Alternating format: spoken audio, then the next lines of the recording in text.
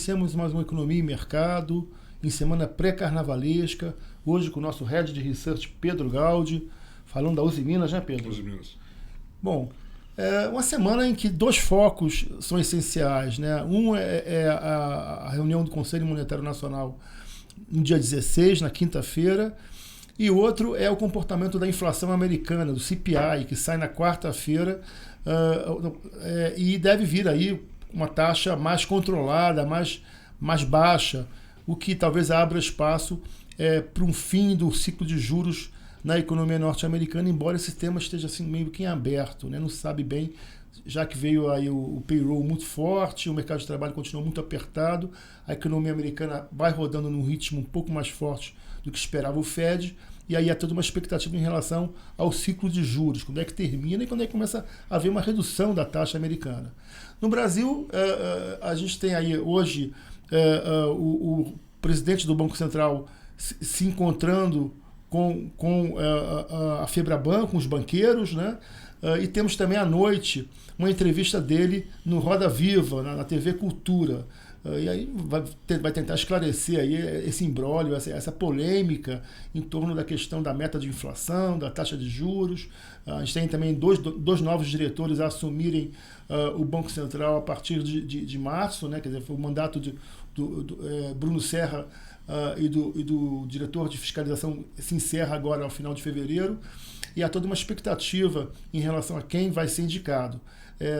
Em relação aos indicadores, a gente tem também o IBC-BR nessa semana, um indicador de atividade importante para a gente saber como é que está rodando a economia com esse aperto monetário. Na zona do euro, também alguns indicadores importantes de atividade. E na economia americana, como dito, além de alguns indicadores de atividade importantes, temos também o PPI, que sai no dia seguinte à divulgação do CPI. Pedrão? Vamos lá, pessoal. O Uzi Minas divulgou o resultado do quarto trimestre. O resultado já era esperado um resultado fraco, porque sazonalmente o quarto trimestre sempre é o mais fraco, mas o resultado veio muito aquém do esperado. Ela teve uma performance complicada. O cenário para o setor de aço continua desafiador. Para ter uma ideia, o volume de vendas dela em aço foi de 963 mil toneladas.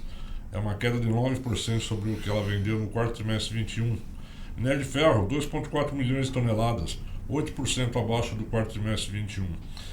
Consequentemente, a receita líquida dela veio 7,7 bi de reais, 5% abaixo do quarto trimestre 21. O EBITDA ajustado dela foi de 579 milhões, uma queda de 76% sobre o quarto trimestre 21.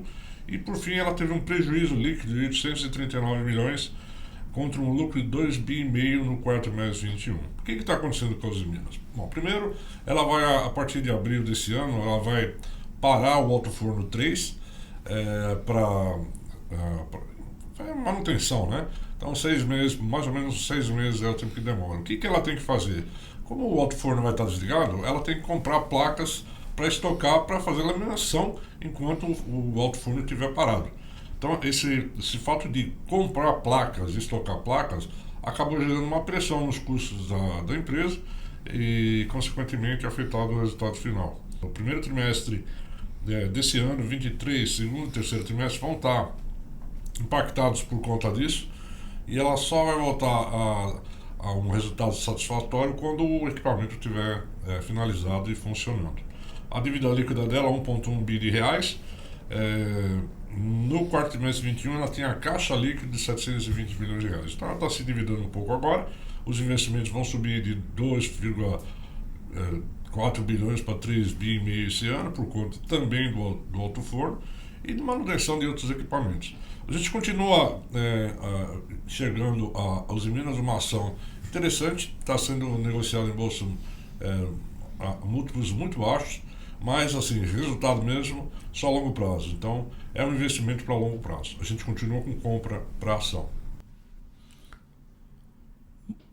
Bom, complementando, saiu também a pesquisa Focus hoje, né? Ela veio um pouco mais pessimista em relação à taxa de juros, veio em 12,75% contra 12,5% na semana anterior e 10% em 2024. O IPCA veio a 5,79% nesse ano contra 5,78% na semana anterior e 4% em 2024. Ou seja, a gente vem observando uma suave deterioração das expectativas inflacionárias em função desse clima de embate aí entre Banco Central e governo. Bom, encerramos mais um Momento Economia e Mercado. Boa semana a todos e bom carnaval!